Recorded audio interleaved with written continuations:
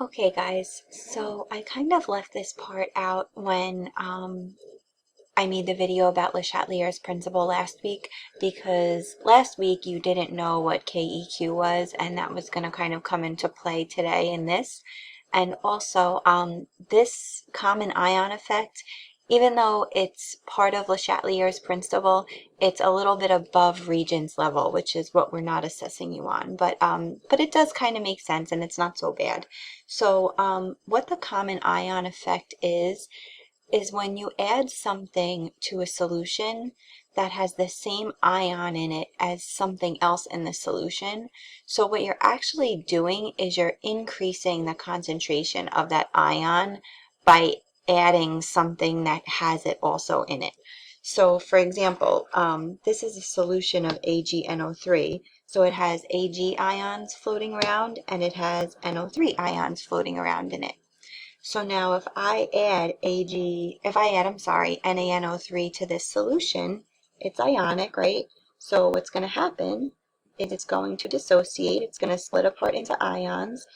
So I'm going to have now sodium ions also floating around in the beaker, and I'm going to have more NO3 ions floating around. So before I did that, in this beaker I had AgNO3 in equilibrium, assuming we had a saturated solution, right?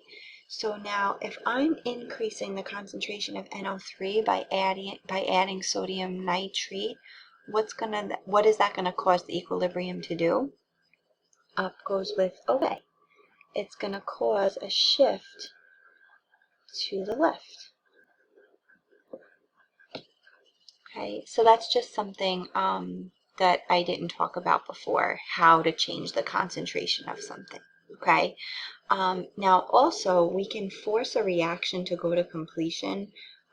So this reaction down here, if I write energy on the appropriate side, it would be on this side because this is an exothermic reaction, right?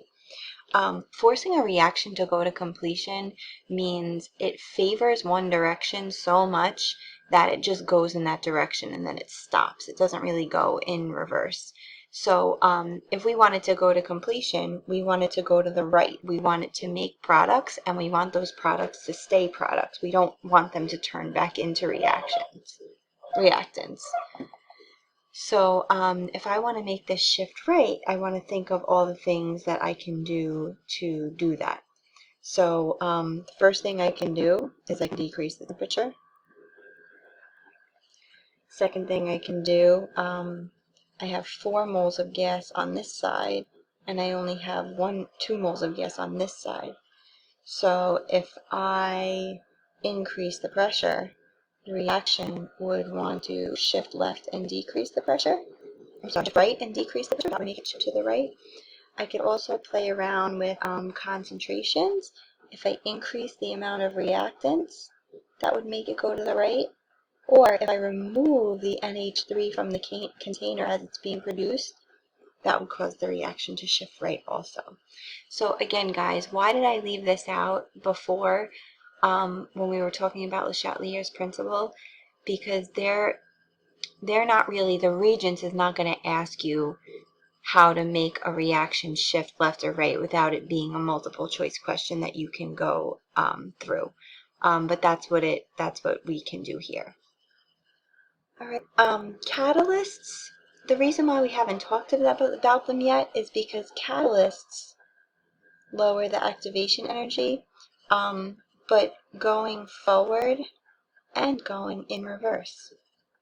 So if I'm increasing the rate of both directions, is that stressful? No.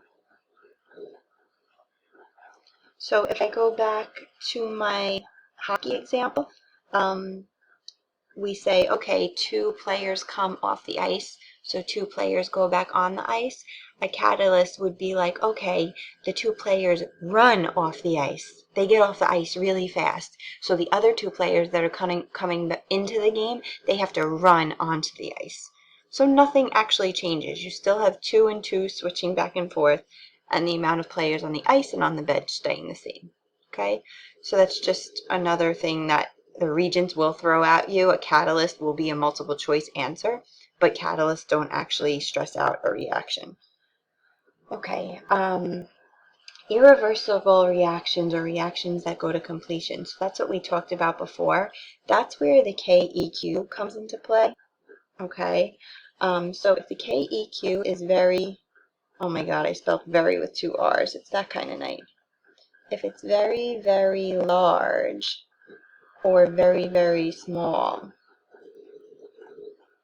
then one direction in the reaction, either the forward direction or the reverse reaction is extremely favored. And that means the reaction is just going to go that way and it's going to stop. The other way is not going to really happen. So an example of that is rust forming. So if you have iron and it's exposed to oxygen and some moisture, usually, we're going to form rust, the compound rust.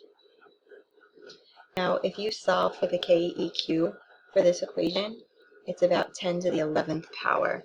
So that's a very, very, very big number. So the products are favored big time. So you're not going to see rust breaking back down into oxygen and iron. Once it turns to rust, it's going to stay rust. Okay, so then we would say that this is not a reaction that would really get to equilibrium. Okay, so that's just another blurb. I don't really have anything for you to specifically do for this. If you want more, Le Chatelier principle practice other than the practice that you guys did last week, if you go into your worksheet packet and you take a look at page 7, yes, page 7 in your worksheet packet if you feel like you want a little bit more practice in Le Chatelier's principle. But most of it, again, guys, is like Regents level practice and won't have like the common ion effect and stuff like that in it. Okay, see you next time.